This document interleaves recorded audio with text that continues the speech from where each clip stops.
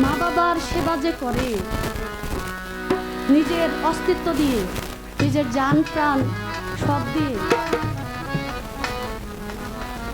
তার মতো ভালো ছেলে তো মানে খুঁজলে কমই পাওয়া যাবে। কারণ পৃথিবীতে ভাই আছে, বন্ধু আছে, আত্মীয় স্বজন আছে, সব আছে, তবে মার মতো কয়জন আছে? মার মতো কেউ কেউ নাই।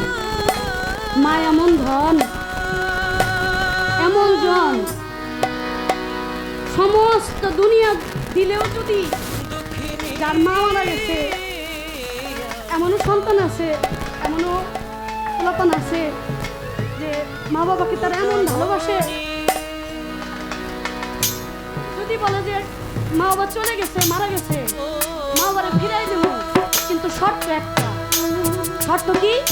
যে তোমার যত সম্পদ আছে সব তুমি দিয়ে দিবা। আমার মনে হয় যে সন্তান, যে ছেলে মেয়েরা মা বাবাকে ভালোবাসে, তাদের সব সম্পদ অন্যজনকে লিখে দেবে, কিন্তু মা বাবাকে তারপরও তাদের ফিরে পাওয়া দরকার। মা তো মায় না, শুধু কি জন্ম দিচ্ছে তাই না, জন্ম দিয়েও তো অনেক মায়েরা চলে যায় সন্তানকে রেখে, কিন্তু এই যে জন্ম দেওয়ার পরও যে মায় নিজে না খাইয়া, নিজে শান্তিতে না ঘুমাইয়া ছেলে মেয়ের জন্য আপ্রাণ চেষ্টা করা, যে আমার ছেলের কোনো অসুবিধা হবে, আমার কোনো সমস্যা হবে, আমার সোনামণিকের যেন কোনো অসুবিধা না হয়। যখন থেকে একটা মেয়ের পেটে বাচ্চা আসে, যখন সে বুঝতে পারে যে একটা সোনামানিক আমার গর্ভে আসছে, সেদিন থেকে একটা মেয়ের খাওয়া দাওয়া ঘুম চলে যায়।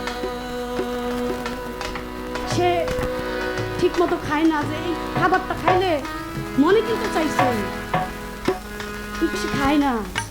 খায় না কি কারণে খায় না? যে আমার সন্তানের অসুবিধা হতে পারে। এই যে একটা ত্যাগ, কোন ভাবে শুবে, কোন ভাবে শুইলে আমার সন্তানের অসুবিধা হবে, এটা একটা মা খুব খেয়াল করে। মা হওয়া কোনো মুখের বিষয় না, মুখের কথায় মা হওয়া যায় না। বহু ত্যাগের মাধ্যমে মা হতে হয়, বাবা হতে হয়। এই মা বাবার, যার পৃথিবীতে এই মা বাবা নাই, তার মতো কি আর কোনো জনম দক্ষিণে মা আছে? আর দরদে আর কেউ আছে? কেউ নাই। মহসিনের মা নাই, মহসিনের মতো এখানে শত শত মহসিন বসে আছে, এখানে শত শত মহসিন এখানে বসে আছে, যাদের ভিতরের দুঃখ কষ্ট মার কাছে যা বলা যায়, এটা দুনিয়ার অন্য কোনো কারো কাছে আর এটা বলা যায় না। যাই আর মা বাবার সাথে যে সন্তানের একটা প্রেম, একটা প্রেম, এই প্রেমটা আর কারোর সাথে এটা হয় না, কারোর সাথেই হয় না। গান গাইতেছেন, মা বাড়িতে আছে, কখন যাইবেন দেখেন অপেক্ষা রয়েছে যায়, সোনামণি কখন না জানি আমার কোলে ফিরে আসবে। তা আমি বলবো, যাদের মা বাবা আছে আপনারা খুব ভাগ্যবান, খুব ভাগ্যবান যারা মা বাবার চোখের সামনে আছে। আর সবচাইতে জনম কপাল পোড়া তারাই, যাদের চোখের সামনে থেকে মা বাবা এখনো হারাই গেছে। পৃথিবীর বুকে তিনজন মানুষ নিঃস্বার্থভাবে ভালোবাসে, একটা হইল মা, একটা হইল বাবা, একটা হইল কামেল তৃণমূর্তি। দেখেন আমার রফিক বাজান বসে আছে, তার কিন্তু সব আছে, আছে না? পরিবার আছে, সংসার আছে, ভক্তবার লোক আছে, কিন্তু তার ভিতরেও একটা জ্বালা পোড়া আছে। এটা হলো মুর্শিদ প্রেমের পোড়া, মুর্শিদ হারানোর জ্বালা, যে জ্বালা না কারো কাছে পাওয়া যায়, না কারো কাছে এটা নিজে শোয়া যায়। শত কিছুর পরও সব ভক্তের অন্তরেই কিন্তু মুর্শিদ বাঁচা থাকে না। মুর্শিদ কি মরে?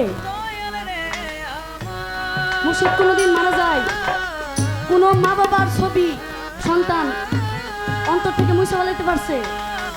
পাশে কেউ কোনোদিন পারে না, কোনোদিনও পারে না।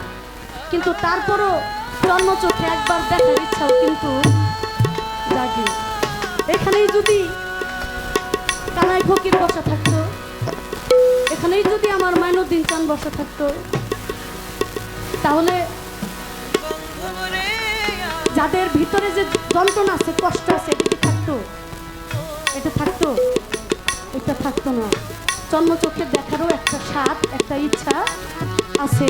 তাই গুরু ভক্তের যে প্রেম, মা বাবার যে একটা প্রেম, এই প্রেমটা সহজে আর পৃথিবীতে কারোর সাথে হবার নয়।